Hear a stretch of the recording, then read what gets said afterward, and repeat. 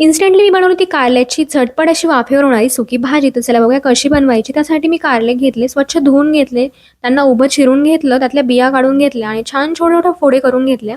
त्यानंतर या कारल्याच्या फोडीमध्ये अर्धा चमचा हळद, 1 चमचाभर मीठ घातलं आणि ते मिक्स केलं. त्यानंतर 15 ते 20 मिनिटांसाठी कारल्याच्या फोडी झाकून ठेवल्या. त्यामुळे कारल्याचा कडवटपणा बऱ्यापैकी कमी होतो. त्यानंतर 15 ते 20 मिनिटानंतर मी कारल्याला 2 ते 3 पाण्याने स्वच्छ धुवून घेतलं. इकडे कांदा चिरून घेतला. त्यानंतर कढईमध्ये तेल घेतलं. त्याच्यामध्ये थोडेसे जिरे घातले आणि कारल्याच्या फोडी त्याच्यामध्ये घालून घेतल्या. जोपर्यंत कारल्याचा कलर बदलत नाही, कारले आकसत नाही, तोपर्यंत त्यांना छान परतू द्यायचं. त्यामुळे कारल्याला एक स्वीटनेस येतो. त्यानंतर आपण त्याच्यामध्ये चिरलेला कांदा घालून घेणार आणि दोन्ही पण छान परतू द्यायचं.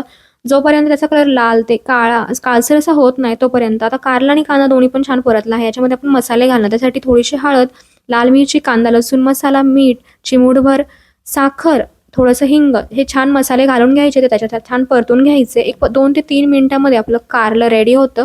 त्यानंतर थोडीशी कोथिंबीर घालून घेणार आणि अशी आपली झटपट वाफेवर होणारी सुकी कारल्याची भाजी रेडी होते. तुम्ही नक्की बनवा. मला सांगा कशी होती. बाय.